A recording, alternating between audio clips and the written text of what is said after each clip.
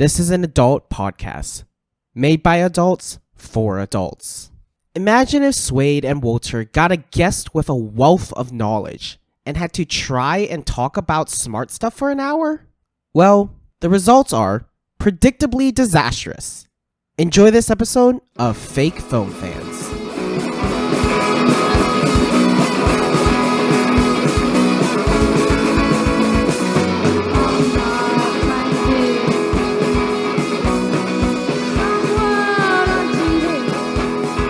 Hey everybody, welcome to Fake Film Fans. I'm Swade Best, your zombie boob inspector. I'm Walter. I'll be one of the history teachers, except I'm from the future, baby. Pew, pew, pew, pew, pew. Matrix. And I am Mr. No Gimmicks Needed, Austin Slough. Before we start, just want to quickly thank everyone who's listening again. And the best way to support us is to give us 5 stars or a review wherever you are listening to this podcast. So petty and so needy. What's wrong with you? Dude, do you actually want to do the same joke each fucking time? I don't know what other joke to do! I'm sorry, I'm a one-trick pony! Leave me in my wretched little goblin cave. Yeah, exactly, I'm here in my goblin cave enjoying things! I don't want success, I want to suffer like a true artist. So Slough and I, we met working at the AMC Movie Theater that I've talked a little bit about on the podcast. Yes, we did. Slough was one of the first not terrible people at the theater. Out of everyone who worked there, it's only 2, really, that are... Well, that's not true. There were some other people that were okay, but Slough's the only one I keep in contact with. There are so many legendary figures from the theater. There's a particular individual that we call Anime X. Oh yeah, Anime Oscar Yes. is a good way to refer to him. Anime, I once watched that motherfucker eat an entire rotisserie chicken with his hands in the span of about 10 minutes. It would be so impressive if he just wasn't so, repulsive in terms of his personality. Yeah, I agree. To be fair, though, after he did that, he did spend, a solid half hour in the bathroom when he should have been, running popcorn and stuff, so... Bro, same, though. Got that IBS lifestyle, you know? Yeah, but if you have IBS, you don't get to eat a whole turkey at work! Oh, no, it's horrific, but, Yeah. So, part of the reason we got you on here is because we were hanging out, and you were furious at Walter and I for our lack of knowledge of Dwight Eisenhower. I've still done no research. I did, however, do a quick Google search and have used the little bit of information I know about Dwight Eisenhower to sell Dwight Eisenhower books at the bookstore. Okay. I'm like, yeah, this is a really interesting take, but, it's very interesting, looking at this versus, the way people in mainland China see Dwight Eisenhower. I have no clue what I'm talking about, but it does sell Why books. is mainland China an attractive thing for a little person in Roanoke? It just makes them seem erudite. They can read it and say, well, this is an interesting take, but... I can actually answer that as someone who has a lot of interest in Chinese history. I think what it really comes from is, a lot of people here in the West, we have a very, very invested look into, Rome and, the history of Europe. China is to Rome what it is to Europe, if that makes sense. China has always been around. It has influenced literally everything around it. China's got wonderful, beautiful history. Why does anyone get into anything with history? You like it. That's fair. It sounds like everyone in Roanoke is just a little history buff, except Swade. There are a lot of history buffs. Dude, so many old people come into the store looking for history books. It's like an onslaught, and it's always presidents or war. It's never like we had this great book about chefs, a history of chefs, illegally selling LSD, and it took so long for that book to sell, and I was like, this is the history book I would be reading. This sounds fucking phenomenal. With Americans, the trick is you gotta sell it to them like a cult of personality. You gotta build up the individual and make them hero worship them. Tying back to Dwight Eisenhower, you know why people love him?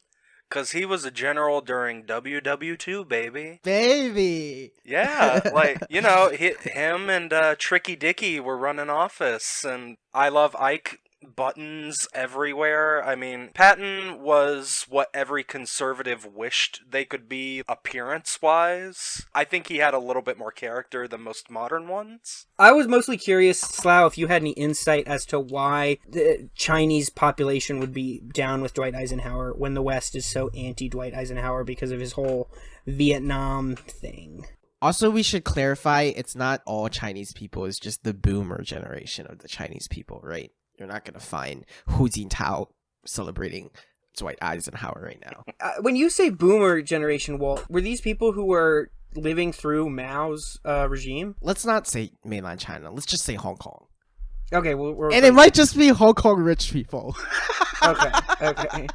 There might be a lot of layers. I know that Dwight Eisenhower was definitely a little aggressive in terms of his foreign policy. Honestly, it might be a lot of rub-off from, like, his vice president was Richard Nixon and ping-pong diplomacy and all that. I can't honestly say, like, why. If there is a small group of older Chinese people who love him, I don't know why. We'll have to get your grandma on the podcast. If I remember interacting with her correctly, she doesn't speak great English. So her English level is where if an American says, you speak pretty good English, it means your English is pretty shit.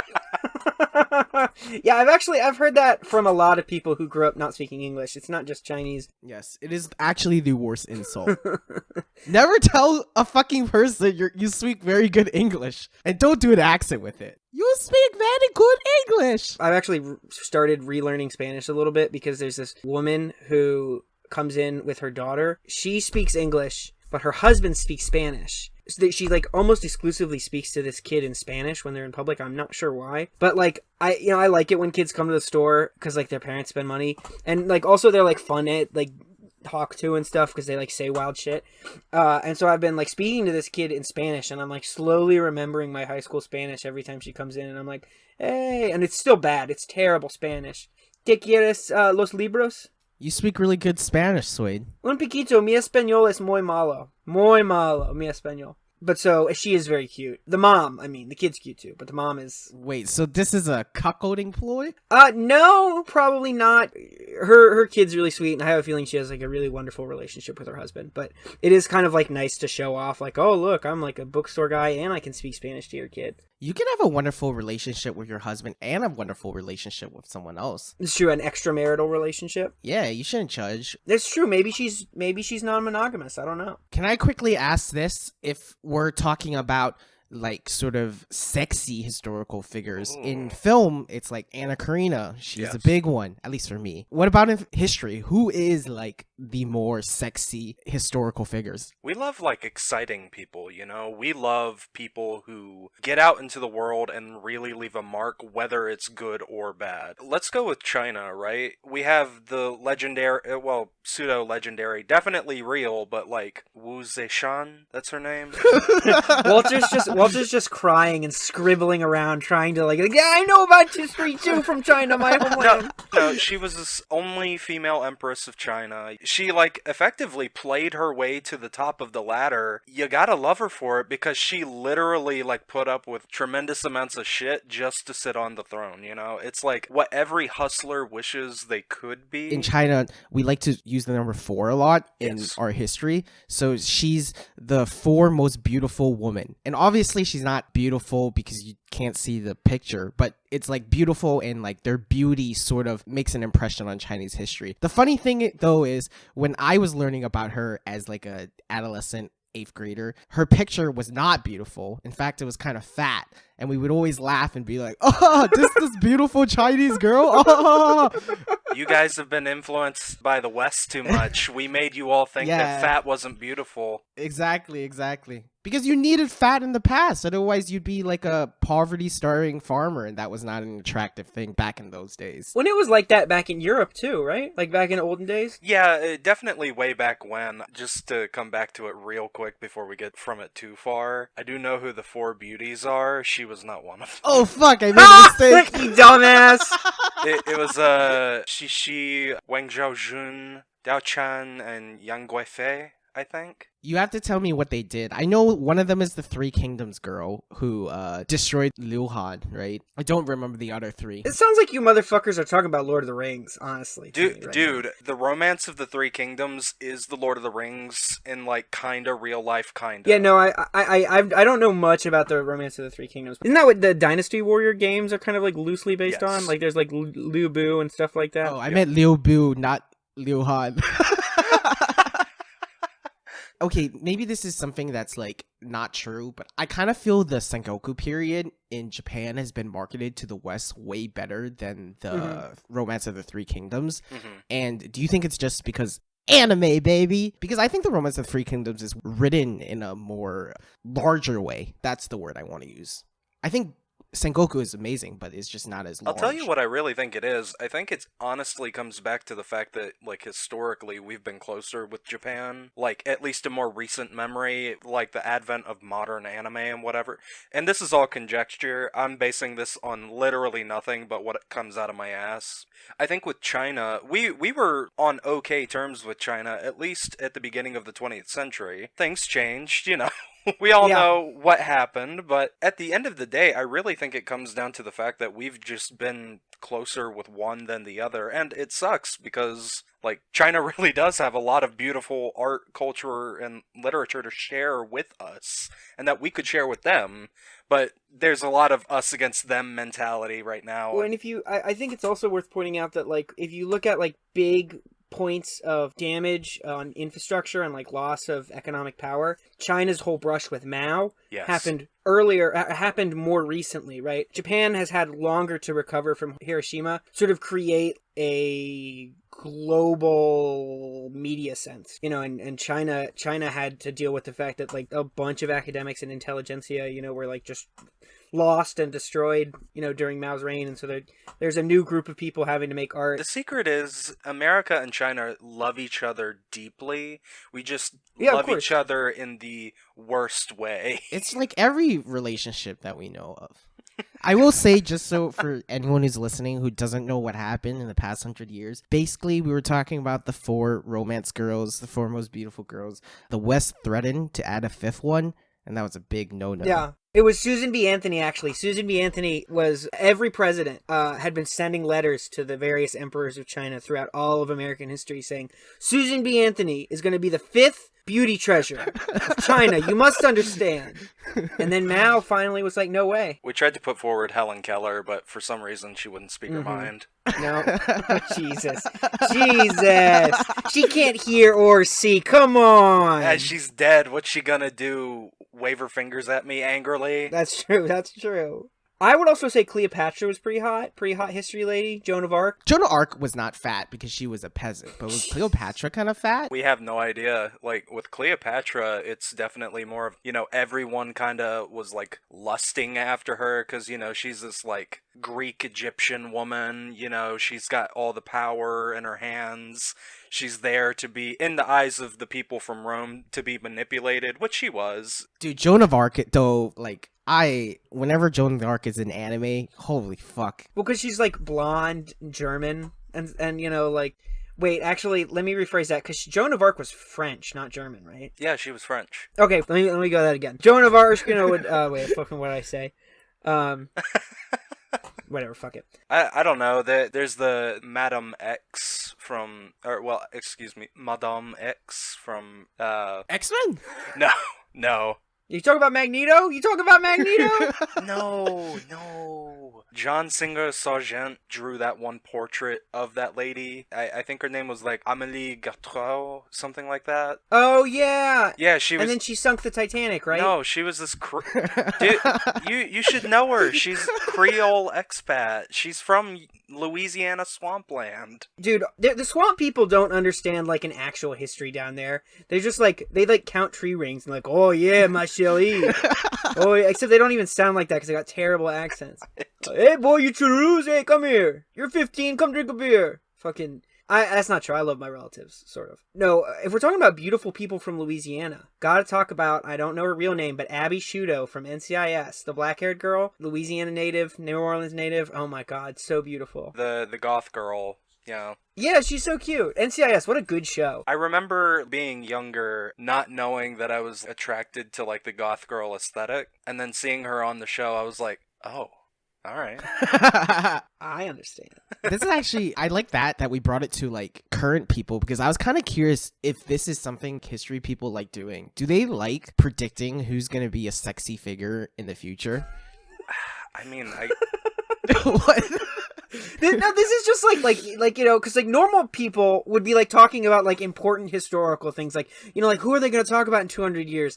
Not like who's the sexiest woman to be in the history book. Whether historians weigh in on it or not, to answer the question seriously, we kind of do that now with all those like celebrity rag magazines that are 50 hottest celebrities alive today. We kind of do it already. I mean, especially with the advent of film, we have a dearth of beautiful people that like, I think honestly at this point, we're looking for the uggos. We want some real nasty motherfuckers in history. We want some real hideous people to start peppering our history books. So like Trump. I would not say Trump just because he's a bad man and was a bad president. He also like definitely has like a pretty repulsive energy, and I think it's the way his lips work. So for instance, Bush had nice human lips. Like when he talked, he like seemed like a cute little joy boy. You know, like someone who would like play pool with you and like take you back in his Camaro and maybe like give you like a little squeeze on the side, but not anything else unless you were into it. Like he's like maybe a little pushy, but not too pushy, which isn't great, but like you're in high school and you kind of like it. He also asks, "Do you want to watch me draw?" You want to watch me draw? Yeah, you want to come back to my daddy's house? I'll paint you a portrait for you. But Trump's mouth really does look like an asshole. It's very weird. It's very disconcerting, and it's part of the way he speaks. It's like a pursing of the lips. You gotta pucker and like lower your lips so it's done here. That's pretty good. Yeah. Like you're trying to do the posh. While you're doing voices, can you also do Joe Swanson from Family Guy? Hey, Peter. Hey, Peter. Come on, give me a hand out of this wheelchair, Peter. Peter. Can you do Peter next? Holy crap, Lois! Freaking sweet. It's so good. It's so good. We were playing D&D, and you made a gnome sound exactly like Joe Swanson's voice actor, and I don't think anyone noticed but me, and I was secretly the most excited I'd been. I forget the gnome's name, but No, it was something stupid. It was like Willy Bar. Nipples hard. yeah.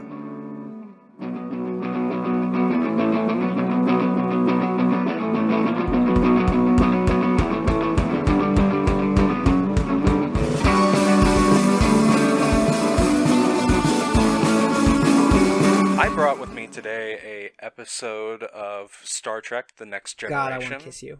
No, me too. I also. So, arguably the first like really good episode of The Next Generation, season 2, episode 9, The Measure of a Man. Star Trek's Generation is weird because it is really good if you can get past the first season. Yes, that's like a hard sticking point for a lot of people in terms of like entry into the series. Season 1 is. It's not. Well, okay, I'm not going to say that because some of the episodes are bad. And same with the second season. But there is a genuine super rise in quality about midway through season 2. You get a couple dips here and there, but once you hit season 3 on, it's banger after banger. It's good TV all the way up until like season 6. And even then there's good stuff. I feel in like season Buffy 6. has that same narrative. First season, pretty not great, and then slightly rises in quality, inconsistent until someone leaves. Angel. Because Angel sucks! I have to admit, I hate most of Joss Whedon's stuff. And so I've never actually watched Buffy. Yeah, there was this time once Walter was visiting me in Roanoke, and Walter got completely trashed on, I can't remember what kind of whiskey we were drinking, but just rot gut whiskey. And Walter's just like sitting on my floor, like with my mom and dad and little brother sitting around, just like hugging a pillow, rocking back and forth, like nearly crying. Just being like, I just love Buffy so much. I just love Buffy. And I'm just like, yeah, well, come on. No, you know what it was? It was Maker's Mark. It was Maker's Mark, and at the end of the night, you went and puked off of my front porch. Dude, I think I puked because I was so distressed how lonely I was that Buffy, not Sarah Michelle Gellar, but how Buffy did not exist and would not date me. For what it's worth, knowing nothing about the show, I think Buffy would be friends with you, and maybe she'd see where it goes from there. Oh, thank you. That's good. I can't tell if that statement makes me feel better or makes me feel more lonely. You know, I think it should make you feel better, because if someone's willing to expend the time and energy to be your friend, anything more than that, you know, that's a plus, right? I know, but she doesn't exist. Yeah, she's not real, Walt. You're gonna be alone forever. Get wrecked. Get fucked. Fucked! Walter, you will find happiness one day. I believe this. But not with Buffy. No, not with Buffy, but you may be able to find someone who is Buffy adjacent. Hang out near what, I don't know, fucking graveyards, I guess. Or a Hot Topic. What's the difference? Yeah, so the measure of a man, back to that, it is like arguably the first really good episode of Star Trek, The Next Generation, I should say. It is based around the premise of a question to do with, like, artificial intelligence regarding, like, Data, who is an android. For those of you who don't know, he is not a human being. Well, that's the question of the episode, whether or not he is sentient. To give you an idea, and for those of you who do not know, Star Trek was made by Gene Roddenberry, kind of like a pioneer of, like, the sci-fi genre for creating Star Trek. It's in this weird place, Star Trek, because it came out at the time when a lot of pulp fiction sci-fi stuff was coming out, when America was, like, really big up on that stuff. Gene Roddenberry entered in with this idea of a human pseudo-utopian society where we met some of our space neighbors. From that, they helped us better ourselves and to find the human beings we kind of were meant to be. Like, it's a very romanticized idea of human beings and our ideals and how we should move forward. Outside of that, it's also a lot of very hacky, very fun sci-fi shit. If you like dumb 2-page ideas of, like, what if, like, this little fuzzy fucker got onto the ship and, like, a bunch of them just kept fucking, filled the ship up dangerously to the point where we're gonna blow up if we don't get rid of these things. The Next Generation was a sequel, well, a continuation chronologically in the world of Star Trek after a very long break. Yeah, it's what, 200 years, right? Give or take? 200-300 years?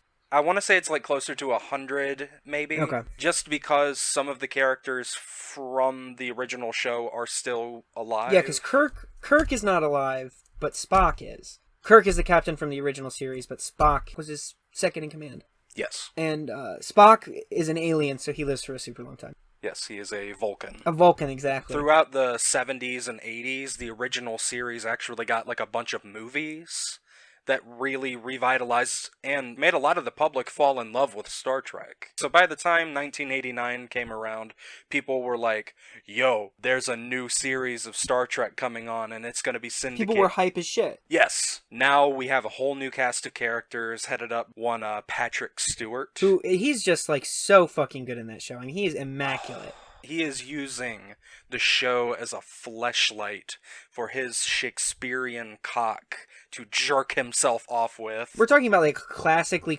trained, like old school actor dude pretending to be like a space boy, and it works. It really does. And it helps that a lot of the supporting cast are decent to really good. One of the greats, LeVar Burton, master of reading Rainbow, also from Roots, played Geordi, the blind engineer.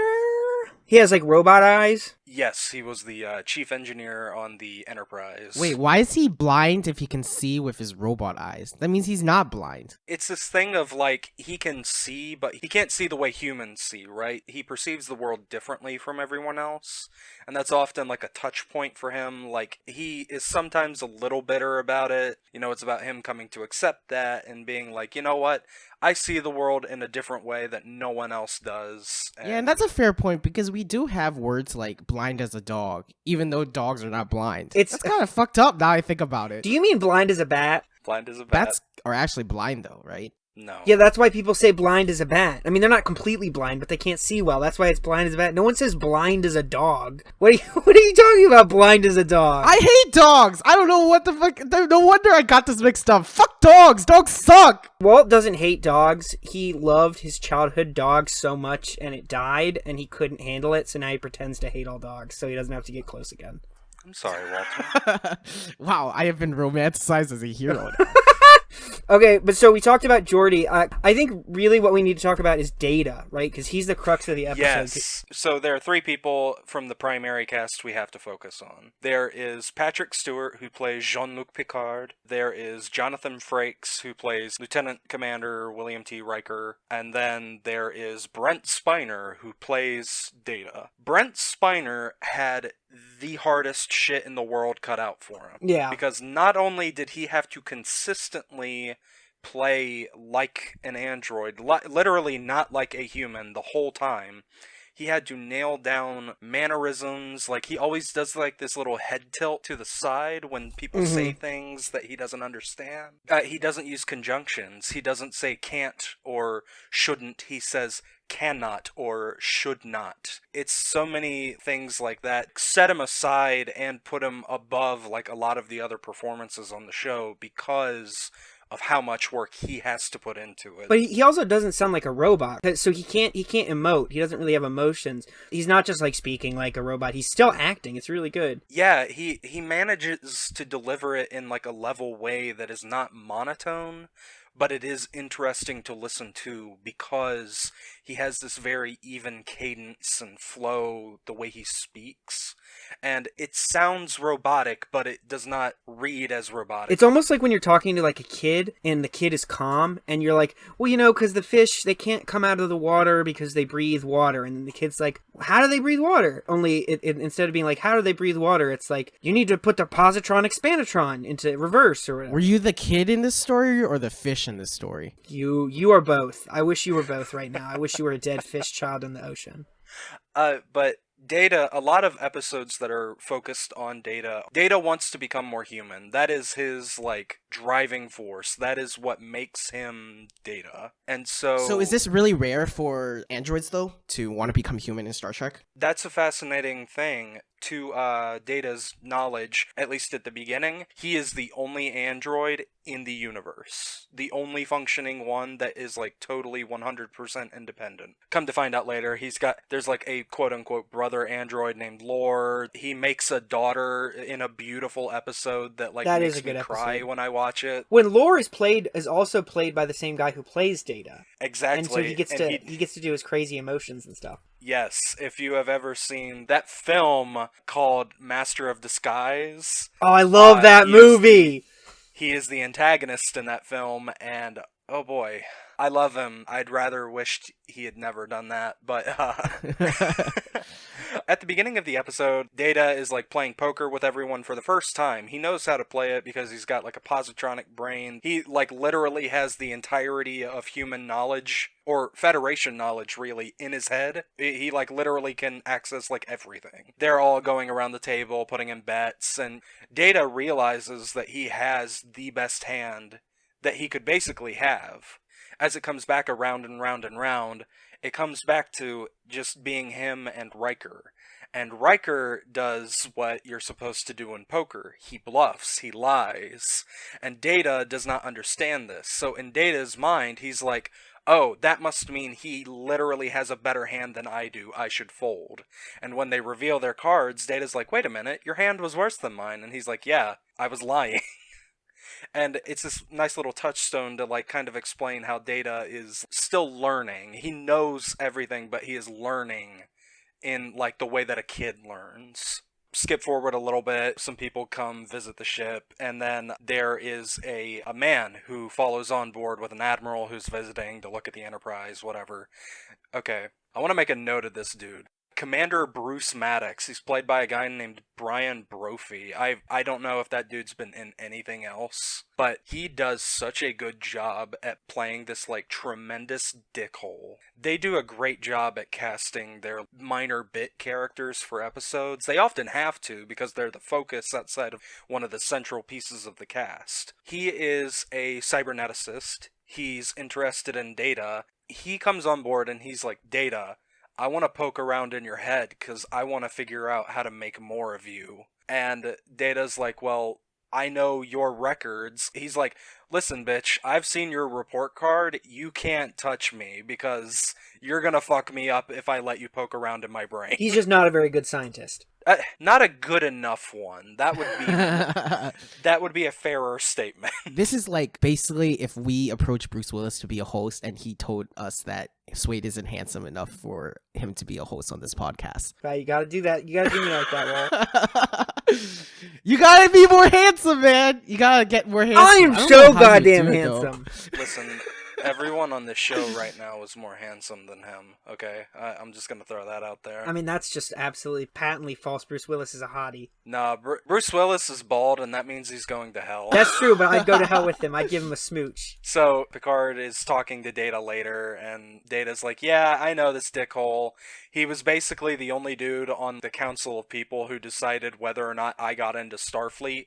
He was the only person who said, no, I shouldn't be in Starfleet. So there's a little bit of like prior history between them. Episode goes on. There's a really awesome just like court scene back and forth talking about the validity of Data's existence, whether or not he is property as a thing or whether or not he has proven that he is a sentient being. It is just this wonderful back and forth between Picard, another like captain who's kind of like the judge, and then because they don't have enough staff at the place that they're parked at in space right now, Riker has to be the offense for the cyberneticist dude. He has to make the case against him. And that's hard because Data and Riker get along. Yes, Data is like friends with everyone in the like immediate staff. They all love him and value him, not only for his abilities, but also for the fact that he is this own unique entity that kind of exists in defiance of the idea of what humans think life should be or how it should come to be.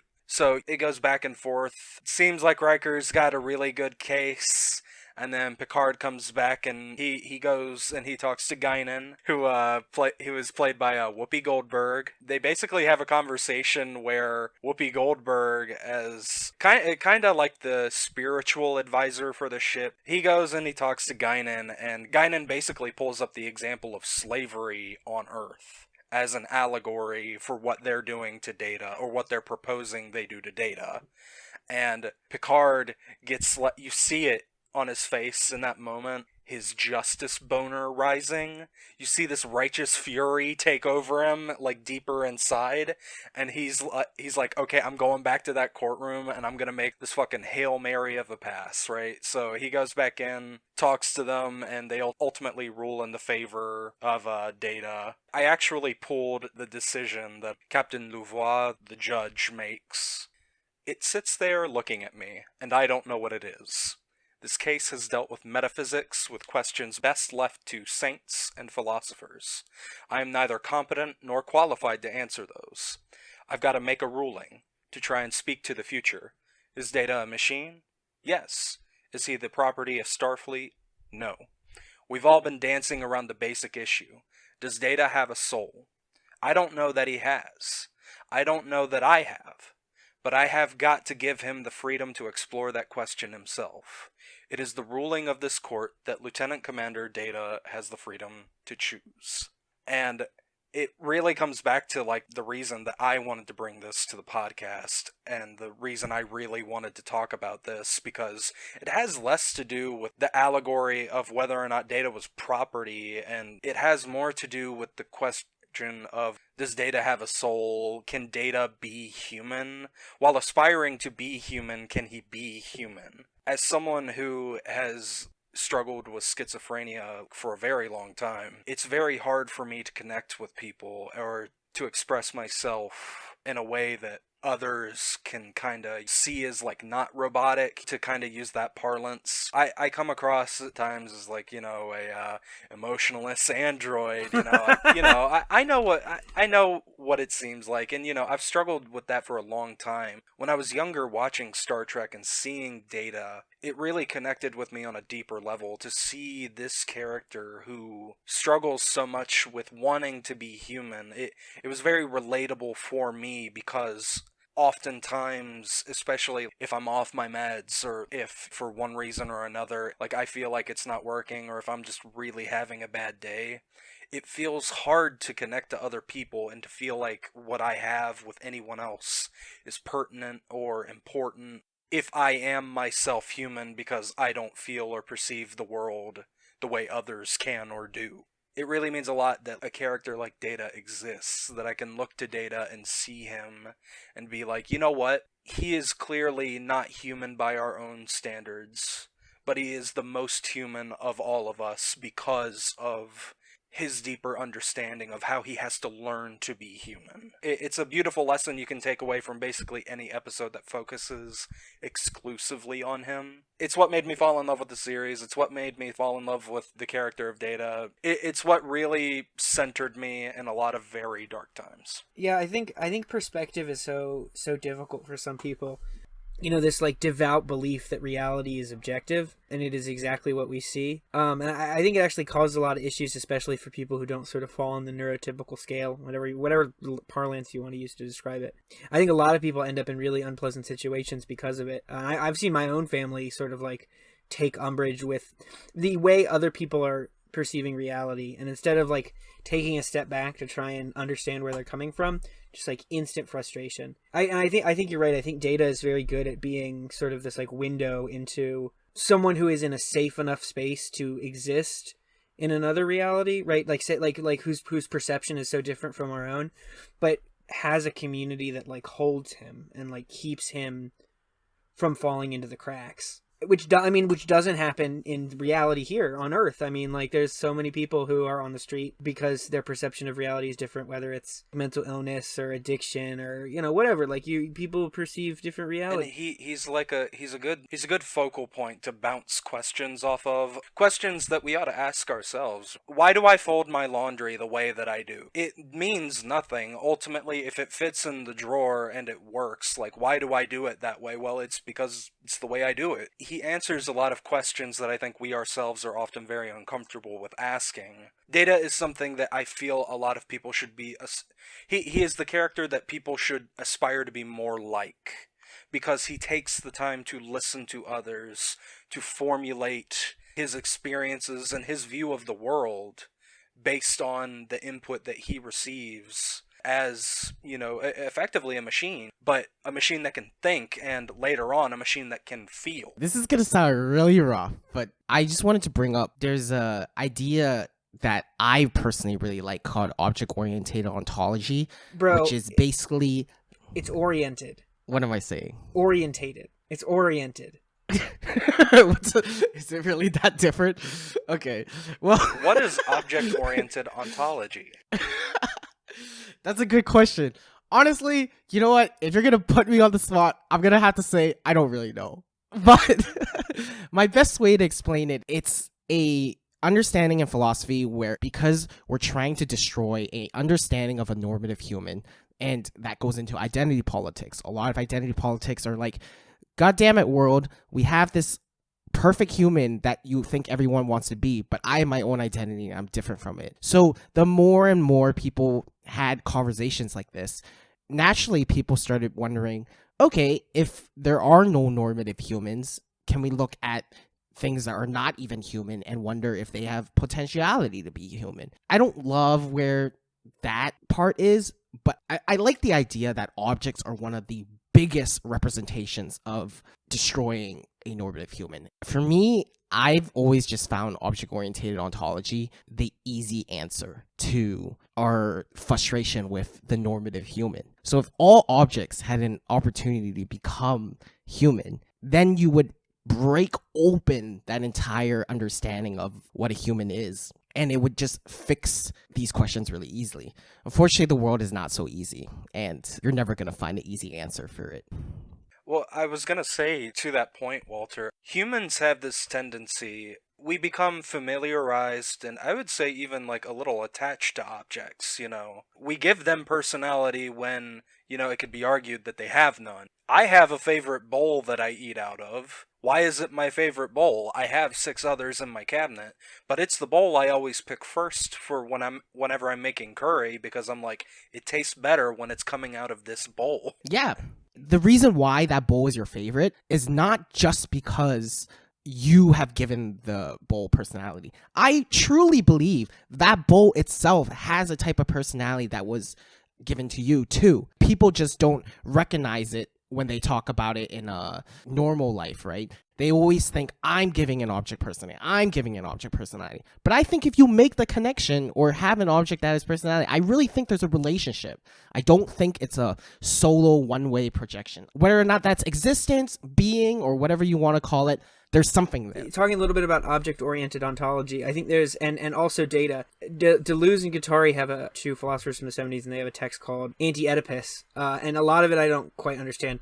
But the one thing that I really liked is it reduces everything, instead of having singular identities, everything's about connections. So it talks about the connections between your finger bones, and also the connections between your cells and your human body, and then also your connections between you as a sovereign person of a nation, and says that instead of all of these relationships being within the context of your point of view, each one of these intersecting vertices is like almost its own kind of identity, right? So that instead of human beings being the central, each point of connection and each act of connection is its own like manifestation of an identity. I think data really brings that to a total head, right? Because you have someone who is both an object and someone who is capable of making connections, right? There's no way you can look at data who is technically not flesh and blood and then say, no, he's not making these connections. And Data is also a member of Starfleet, right? He is an individual within the context of Starfleet. He's an individual within a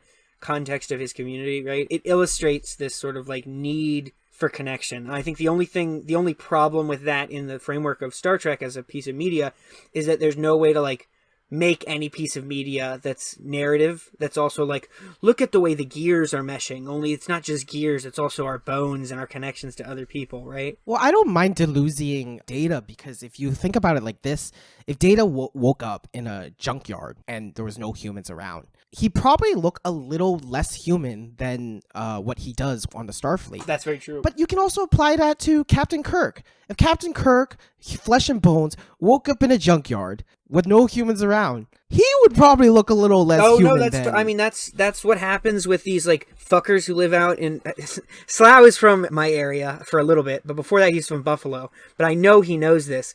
These motherfuckers who come down like from out of the woods, who are just like so isolated. Yep, the mountain people. Yeah, they're not bad people necessarily, but some of them are so out of shape when it comes to human interaction. Yeah. And I'm with them. Like fucking after we all like shut down for COVID, my like first few times leaving the house, I was like I was like slobbering on myself and like biting people's legs and stuff. So I get it. I think that's actually how a lot of bad people end up being bad, is there's nothing like ontological about the way that they're bad. It's the context that they're raised in. I think everyone is a reflection of what they grew up around. Not just people, but the environment, the things they interacted with. We are the sum of our parts, whatever those parts may be. That's why people back in olden times were dumb, because they didn't like know shit or whatever. They're just like, hey, I have a stick and I'm gonna make a fire. And then Descartes was like, a dog's probably a robot, and everyone's just, people from the past are so dumb. Yeah, now we jerk off to fake women on the screen. That's true. Dude, that's so much more real.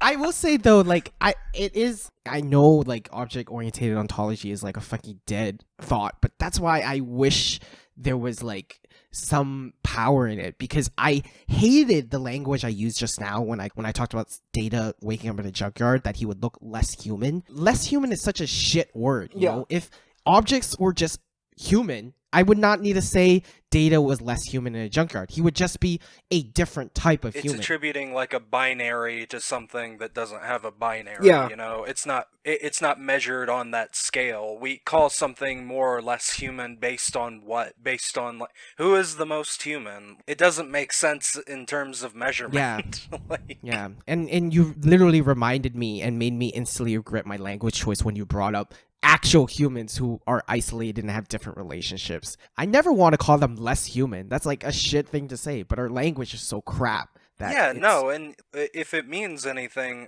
as someone who knows like next to nothing about what you were talking about when you first brought it up, it makes sense to me what you are saying, and I kind of agree with it, at least the way you've put it. So yeah, scores. Go! It makes sense to me because, like, objects are and will always be a part of our reality, and how we interact with them will forever be important. I have so many objects that I think are more human than most humans. I swear to God, dude. I mean, I have a habit of naming both my car and my cell phone pretty regularly. I say, "Where is she? Where's my cell phone, Chan?" Dude, I thank fucking God the 2D lords gave us 2D, man. Yeah. Thank fucking God. I'm ready for it. I'm ready to transcend. I'm done with this. I just want to go hang out with freaking... Dude, I can't wait. I can actually hang out with Buffy one day. I could hang out with Harley Quinn, the TV cartoon version, not any other version. It's honestly so mind-blowing to me that people shit on 2D and, like, freak out when they think of, like, reality like that. Because it's just like, what are you doing? The world is so boring. You can hang out with a cute moe anime girl, and that's not attractive? I just don't fucking get it, I think it depends on what you get out of a relationship. Coming back to object-oriented ontology, right? Yeah. You clearly extract more from that than you do, at least with people at this point in time. I think one day people will be married to fully real, working, like, hard light holograms that are effectively human, for whatever that means again, you know. Right. At least in the meantime, it makes me sad when people marry Hatsune Miku, because Hatsune Miku is not... She's not quantifiable on the scale of being able to reciprocate the things that we need on an emotional level. She can be a binary that reflects it back. It's like, is the horny switch on or off? Right. She can sing you some songs. I mean, but I think you could say the same thing about animals, right? This is kind of pushing things a little bit. No, it isn't. I would say that animal conversation happened before the object-oriented ontology. That was one of Descartes' big things, right? Was that, like, animals didn't have souls, animals weren't alive kind of in the same way humans were. And I love my cat very much, and I think that she's, like, a real being that has, like, emotions and thoughts and feelings, and I have interacted with her in that context. But sometimes when you interact with an animal, especially one that's, like, very foreign to you, when you put emotions on that animal, it's kind of a guessing game. And I don't think it's that far of a leap to say you could get the same thing from a PNG of Hatsune Miku that you jerk off to. Personally, I think Hatsune Miku is not that great of a waifu. I think there are better ones out there. But I'm just saying, like, I think I can get there a little bit. I'm sorry, I'm not up to date on my lore on all the Hollow Live people. Dude, Hollow Live VTubers represent, yes. Go, Chad, let's go. I know Iron Mouse, I know Guargura, right? That's dude, one. Iron Mouse. Fucking subathon Iron Mouse right now. Go support Iron Mouse's subathon. No, don't support this podcast. Support this podcast, then... No. Give Iron Mouse a subscribe and make sure you write from Fake Film Fans. I don't like Iron Mouse. I like Gargura. I like Gura. Dude, you can't fucking say that, man. You can't say you don't like Iron Mouse. I don't. I like Gura better. She's adorable. Gura, if you're listening to this, please just be on the podcast. You'd make me so happy. The thing about the animal conversation, too, is that a lot of people like to think of it and, like, okay, I can see we have this type of relationship with animals. Maybe it can go to objects. But it's the reverse, too. People think they don't need to guess when they talk to humans. You're always guessing. Yeah. People forget that. I'm really guilty of that personally. Like, and I put it up more to my schizophrenia than anything. I see people as different parts, right? To me, this is how I interpret people. Mm-hmm. I'll use you as an example, Swade. Yeah. I am pretty familiar with you. And at any given time, I may not know what's going to come out of your mouth, but I do know about the 20 things that are in your wheelhouse that you are likely to talk about. Yes, exactly. You've probably picked up on some of my mannerisms, right? Like when it's very clear that I need a cigarette. Yes. Like when I'm like super distracted about something, and you're pretty good at like trying to focus me. And I think a lot of people do that. I think it is sometimes. I think it's necessary. It's not always super fun. Sometimes it would be chill to just like let people just let people be and not have to like try and figure out what's coming out of their mouth next. Yeah, dude, I don't know. Human interaction's complicated. It doesn't ever get easier. It never will. And that's good. No, it is good that it's weird and challenging because it makes us grow. That's all you can really take away from it. Yeah, pretty much.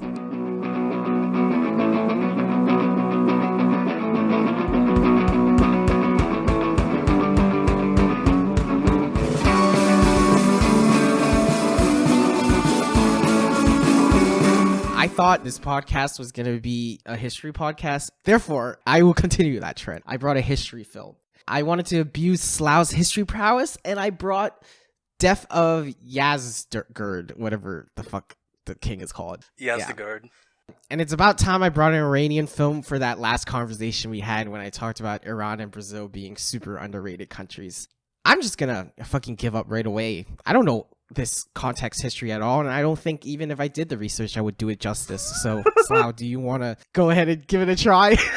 Yeah, sure.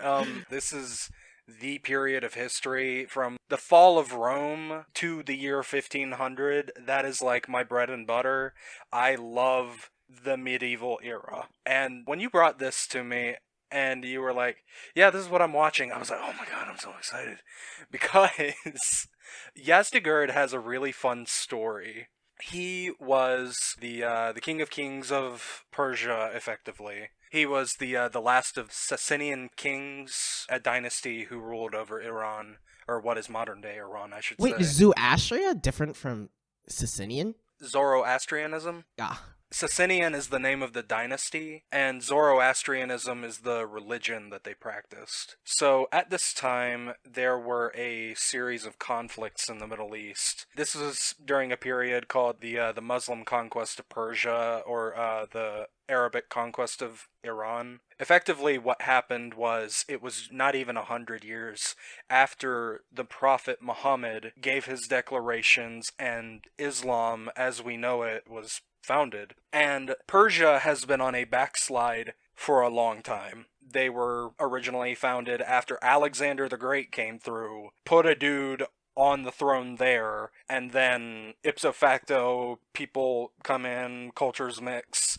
Now it's Persia. Persia is on a massive decline. I mean, we're talking about, like, it's falling apart. If you're not within the direct area of control for the kingdom, you're basically an independent country.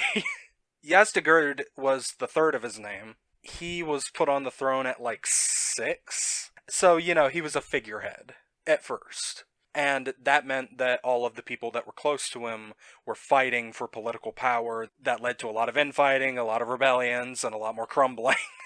And so where at least the story of the film picks up, Yazdgerd is rallying support as the Muslims push into Iran. I get the story is fascinating and a really fun story to tell, but what's the power of this specific story? Like, the mythness of it and the legacy of it? Obviously, for a lot of people outside of this area, it's like 0, right? Yeah, I've never heard of this dude. So I'm more asking, like, for the ignorant, how much power actually does the story have? Besides just the fact that it was a young king who was killed in a really random place. Historically speaking, to understand where societies come from, what they do, and then where they go, or what they become. As was the Persian Empire. You know, the Persian Empire would never truly exist again. There would be successors who would call themselves that, but ultimately, the Persian Empire, as we historically know it, ended officially with Yazdgerd. And it is this culmination of history, of culture, of time, at this one point where it could have gone. Well, no, it couldn't have gone anyway. There was no way. There was no fucking way Yazdgerd was beating back the Muslim invaders. I'm sorry. Ultimately, it's the snapshot of history where we love tragedy. More than that, we love tragedy that is farcical and perhaps even a little bit hilarious in retrospect. Because it's like, there's no way this kingdom's coming back, not without a miracle, and this dude is like out trying to get 20 peasants with pitchforks to come fight with him, and there's no fucking way. It helps that there's distance, right? Because, like, you know, give 250 years, there's going to be stuff in American history that, like, mattered a shit ton to people that's going to be really funny. Assault on the Capitol, whatever you fucking want to call it. That took a few months, but it got funny. It's funny now, I would say, right? I mean, like, within the moment, it was a little spooky. Dude, it's like when you were born. That was a historical moment that was incredibly funny. now that time has passed. Yeah, right. I will say to that credit, at least, there's the 20-year rule. If 20 years have passed, it's probably okay to joke about it. That's a good rule. You are 20. That's true. That's true, and I am a joke. Well, the reason why I asked that specific question about the myth and the legacy is because it sort of reminded me not just how biased education is, but how biased storytelling is. And I can't speak for everyone, but I think if you get into history at all as a kid, it comes through storytelling first, foremost, not from the history book of reading about the dates and the names and all that stuff. That's not what is attractive. It's like your dad sitting you in bed. And obviously, as someone who grew up in Hong Kong, a lot of the stories that were the most interesting to me were the China ones, because you didn't hear them in school as much. I'm just curious, like, how this story would be told if it was like a type of bedtime story. And it gets to like a certain aspect of storytelling that comes back more how the East and West tell stories, right? In the West, if we were to tell this story, it would be about a prince who becomes a king, who is struggling against this great enemy, and classically we would tell he overcomes the challenge. You know, that's a lot of Western storytelling, whereas I feel like it would be at least a lot more common in the East for him to fall flat on his fucking face like he does in reality, and for the lesson to be like, hey, he was wasting his time and energy doing this. The real lesson from this is to take like what he could have done or what he should have been doing. Speaking of lessons, though, thinking about the different type of lessons that some of the stories I know, you know, the general who was basically sent to die. He knew he was gonna die, and he got his wife to just write a poem about like how he was so loyal to his country, and then obviously he went out and died. And in China, we talk about it like, yo, this is what really it's about, being loyal to your country. I feel like in the West, it's just like, how is this guy so fucking stupid? Nah, dude, there's this same story. It's similar. I can't remember his name, but during the Revolutionary War, and he was like, give me liberty or give me death, and they hang him or whatever. Is that Abraham Lincoln? Pretty sure it's Abraham Lincoln. No, there was some like dude, some like Eisenhower? Revolutionary War guy. I don't know. From Patrick Henry?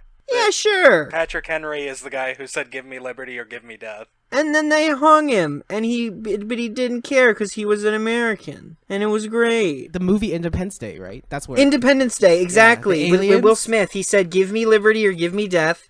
And then he said, welcome to Earth, bitch. And he punched the alien.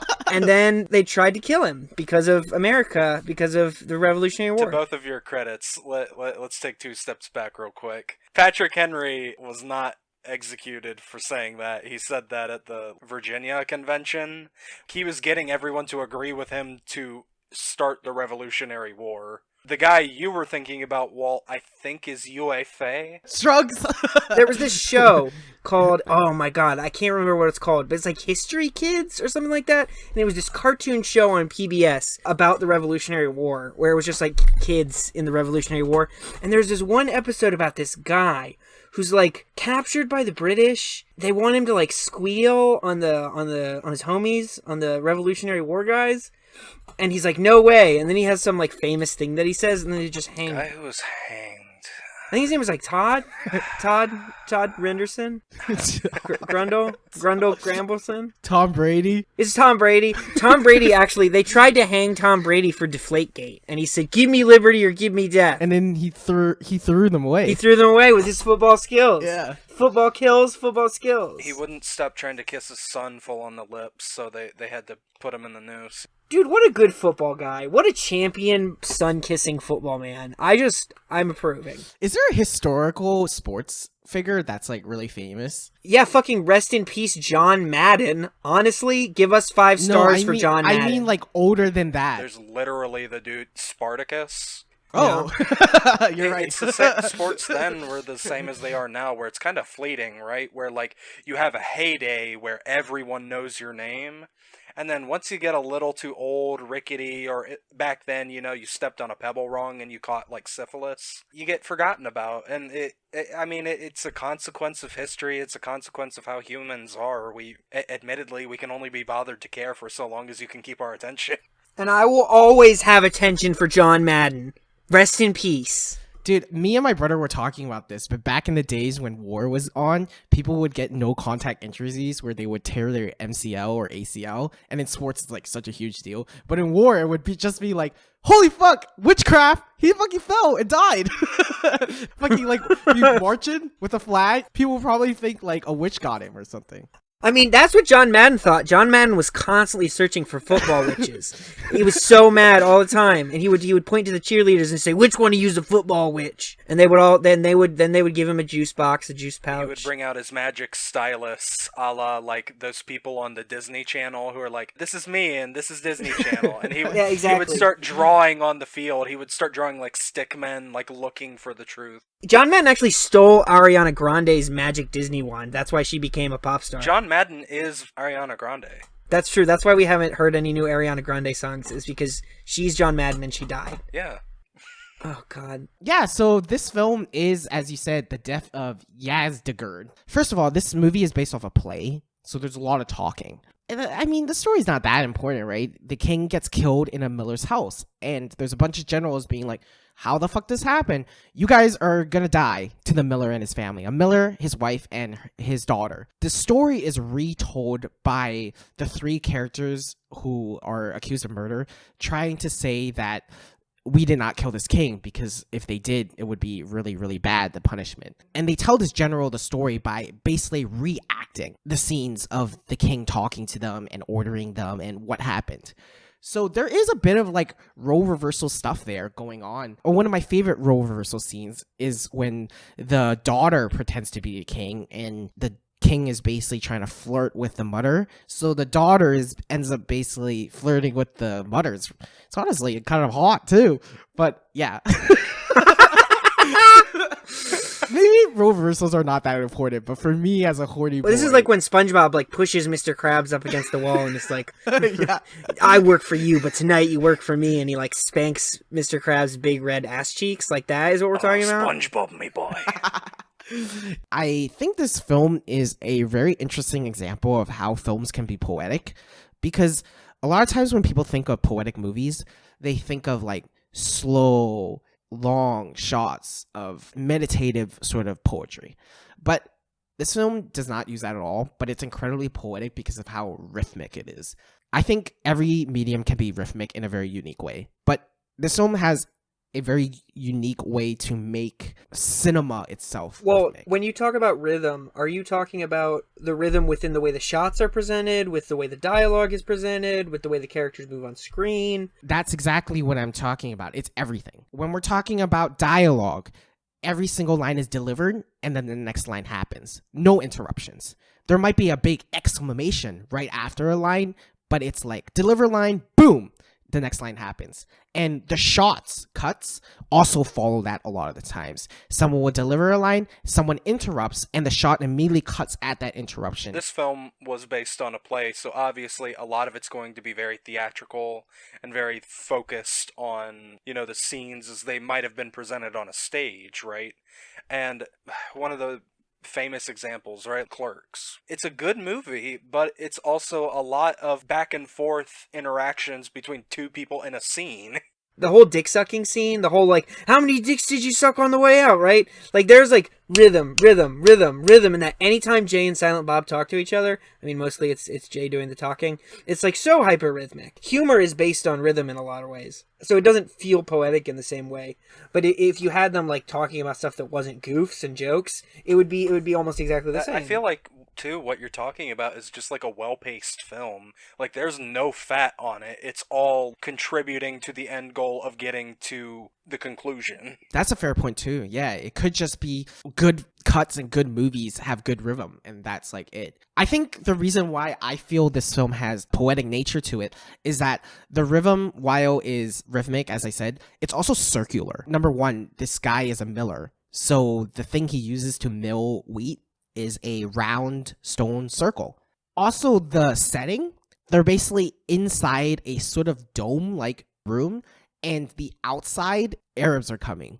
So the outside is very, very busy, but you almost never get to see it except in like 4 scenes where the door opens and you see outside where there's a bunch of armies and things going on, and then it closes, and they're kind of just shut in this like circle dome. You asked me about movement. A lot of times when a character is about to give his line to the other character, they're walking in circles around that character. One of my favorite shots, the miller is like crying about how he didn't kill the king, and he's on his knees, and the camera's zooming in with a close-up, and his two girls are next to him, and they're just swaying and like slowly moaning like, ugh. And because the camera's like closing in on him, it creates this sort of like weird moving flow of rhythm, I guess. That's all I can really describe it. I think what you brought up about the cyclical nature of the storytelling in this movie, circles in and of themselves have meaning in storytelling. Like, even the story of this king who is murdered in the back end of nowhere is cyclical, and its power rises, it falls, and then it rises again in a different way. And ultimately, I think the point of it is it doesn't really matter who the actors are, because it has happened and it will happen again. But what makes it interesting is the moment by moment in which it occurs, at least. And how it's retold. Yes. It was just sickler in that way too. You mentioned they're in that domed room. Domes were popular because of the scarcity of wood, and that was something that came out of Mesopotamia. Wait, explain that. How does that work? So the idea was that you could build a simple structure because obviously there's a lot of sand and like harsh winds and things like that. And by building these domes, like, you don't want to build an angular roof like you might, like how, you know, a kid draws a house. Because it's gonna get toppled by the wind at that point. It's that, but it's also the fact that when sand piles on, that's a lot of weight. And if it's not rounded, it won't accumulate, so it'll just trickle off. It's one of those brilliant innovations that we as humans figured out super early. Why have we stopped building round houses? I mean, it depends on where you live, I suppose. I mean, at least these days, with the advent of, like, steel and super powerful metals, the fuck is sand gonna do, you know? Like... But there's still stuff like that happens. I mean, if you go to Vermont, all the houses look totally different than the houses down here in Roanoke, and it's because they have to deal with snow. Yes. Because the snow will make your house fall down. Snow is big, snow heavy. Snow make house fall down. Up north, you want to have, like, an angled roof. You want a roof that's almost a pinpoint because you want the snow to gather and, like, slide off. You don't want a flat roof because then it'll pile on and then you've got a hole in your roof. In Roanoke, you need a patio so you can drink beer and throw rocks at your dog when you're, like, drunk and angry. You can, like, look at your hot neighbor and just, like, covet her. Yeah, there's no hot people in Vermont, so that's why you can't look at hot neighbors there. No, there's no attractive people in Vermont. I'm sorry. I'm sorry, our Vermonters. When there are other people, you're related to them, so, you know. Well, how come they don't build domes in Vermont then? I think it really comes down to, like, style preferences in the West and how people built things. At least here in the US, domes are reserved for state buildings, libraries, or, like, an administrative office. Out here, we fell in love with, like, 1,000 different styles, and part of the American identity is building anything, and it's like, yeah, that probably belongs here, I guess. Well, it's also probably easier to build a pyramid shape or a triangle shape than it is a dome, right? Like, I could take the, like, objects I have right now and build a triangle shape. I would be very hard-pressed to, like, take my PlayStation 4, like, disc holders and try and make a dome. But I guarantee I could make a triangle with not too much effort. The idea of it is, like, a triangle might be simpler in, like, concept, but, like, with a dome, effectively you just have to curve multiple pieces of wood in the same way until it makes the circle. At the end of the day, like, they did it because they didn't have a lot of wood in the Middle East, so they had to use sand. They had to make sand domes. They didn't use sand, but Where did they use rocks? Snow? Snow? Did they use snow? It's called sandstone. It is not sand, but it is sandstone. Yeah, I'm also kind of imagining an apartment complex that is shaped like a dome. I bet, like, the top floor would be, like, so triggered compared to, like, the bottom floor. It would depend on how you laid it out, right? Because as the circle rounds off, right?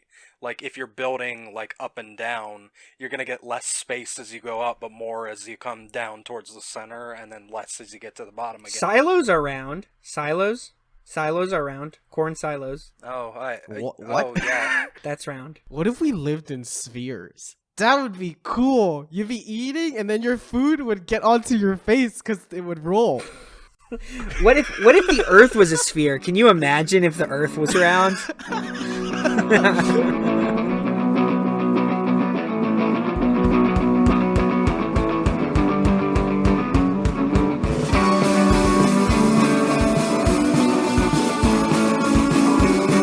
I watched a movie called Cemetery Man. I liked it, but I don't know if I want to really talk about it on the podcast. I'll just quickly say that there are a lot of zombie titties, and there is a hilarious part where a dude shoots a nurse in the face for telling him not to smoke cigarettes in the hospital. Knowing these two things, that there are zombie titties and a guy shoots a nurse, and the film's title is Cemetery Man, how would you make this movie?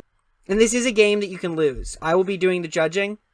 I feel like it's about a cemetery ghoul who collects grave dust and like grave moss. He lays it out in the sun so he has like a little crispy bacon treat in the morning. And so there's this nurse, her sugar daddy has died recently, and she's attending his funeral, so it looks like she's cut out, or, she's gonna get in on the money. And she notices this little grave man, this little ghoul, this little cemetery man, creeping around eating his grave. Walter, you've not said anything, so you are losing right now. Okay, fine. I feel like because we were talking about object-oriented ontology, I think it's a shovel. A shovel wakes up and thinks to himself that he kind of wants to be more human. He wants to be more like a man. The shovel is like moving. He can't really dig without the man, so that creates many metaphysical questions. But he manages to get enough dirt to meet a corpse, and the corpse is a man. Is the corpse more man than the shovel is, or is the shovel more man than the corpse is? Okay, well, you didn't include the nurse, so we're going to go with Slough's beginning. We've done the first act. The first act is Ghoulman, Saul Ghoulman, graveyard ghoul at large. He and this sugar baby style nurse have met at a funeral. Well, Act 2, you go first. Okay, then we'll so the nurse is a sugar babe. She is chain smoking, but she also is made out of sugar. So her whole body is candy, and she just has two lips that are human. And it's just moving. And this man is freaking out. He's like, what the fuck is this? All right, Slough, you can take over. No. That's not the second act. Well, you're just automatically going to lose. Slough, what's the second act? Okay, so he's been watching this woman, and he realizes what's going on. And so, they begin to talk to one another. It comes out that she's actually after her sugar daddy's prized possession, the Necronomicon. Jesus Christ. Which would allow you to summon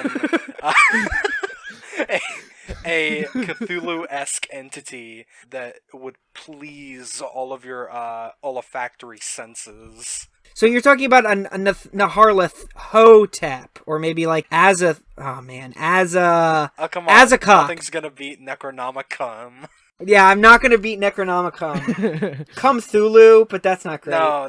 HP Loveshaft. HP Loveshaft. That's the writer of the Necronomicon. That's the writer of the Necronomicon. HP Loveshaft. And he eventually follows her to the manor because he's like, this is too much power for one person to have. And I want to continue eating my graveyard bacon. So he like stalks her there. Okay. So, Walt, you didn't have a plot, you didn't have a structure, you just talked about a woman who was made of candy but had lips that were human. I was into that. I would totally watch a separate film about that. But in a 3-act structure, you need plot, so I'm going to have to go with Slough. In another world, we did a run-through of this where we made it Ghost. Alright, we're going to try this one more time, Walt. Take her home. She's coming along with the goal, and they go to the house, and they eat breakfast, and there's an egg, and they eat it and finish it. Is that a 3-part structure, you fucker? No, that's not even a plot. That's just two people eating eggs, man. That's crazy. Walter, this is the story that you've set up, by the way. This is your story. There's a shovel that is a man, or wants to be a man, and he meets a woman who is made of candy. No, he met a corpse. The shovel met a corpse. That's true. He met a corpse. And then somehow there's a woman who's made of candy with human lips. What you've described is like when I drank too much NyQuil trying to make it through a shift at the theater and had to like lift boxes for our manager. No, Walter has simply made an anthology, whereas I have made a continuous story. That's true. These are non sequiturs. Yeah, these are intercut. The entire time that this is going on, the ghoul also eats hallucinogenic mushrooms. So he just has these like trips where he's like, "Oh fuck, now I'm a shovel." Okay, bring her home, Slough. So there's dinner at the house on the hill, and he's there for the Necronomicon, and she's there for the Necronomicon. I'm gonna keep saying Necronomicon because Swade keeps shaking his head. No, I'm shaking it because I think it's funny. It's so good. It's like so good. I love it. And the ghoul gets his hands on the Necronomicon. He opens the book, and what does he see? He sees a spell for a little Beelzebub, a little devil friend that he summons. A devil friend, gotta love it. Yes. I don't know, I feel like they just enter like a healthy polyamorous relationship and just kind of like kiss and make up, and then, you know, it ends with all of them in the house, and it ends on a freeze frame of her dropping a cyanide pill into his morning water cup.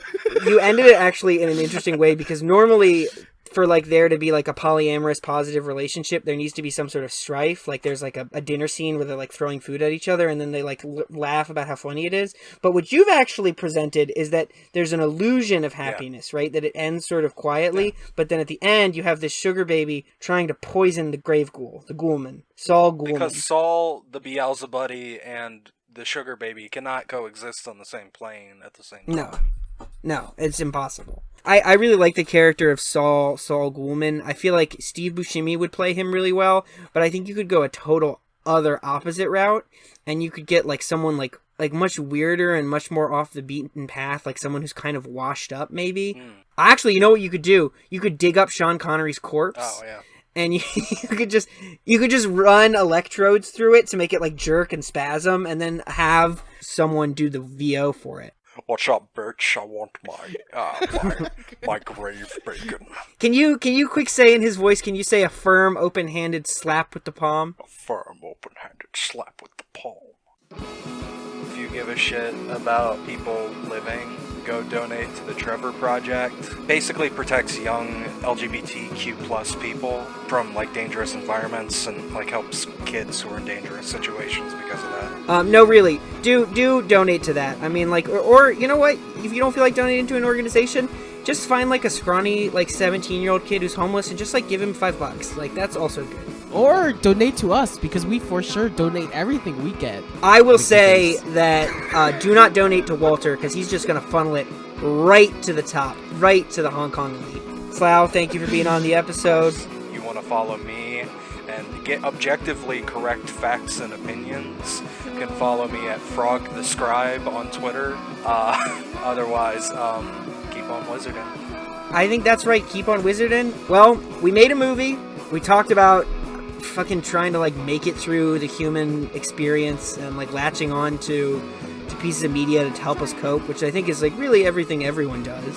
And we talked about history, and Slough, you are the most knowledgeable guest on our show so far, and I assume you'll probably continue to be the most knowledgeable guest. I want to put it out there for everyone.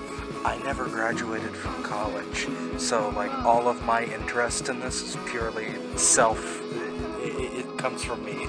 On that note, remember, if you like this show, to give it a 5-star rating, because we could use it. If you want to reach out to us, either hit us with a tweet at FakeFilmFans, or go ahead and send us an email at fakefilmfans@gmail.com. Remember, if you're going to watch a movie, do it with the lights off.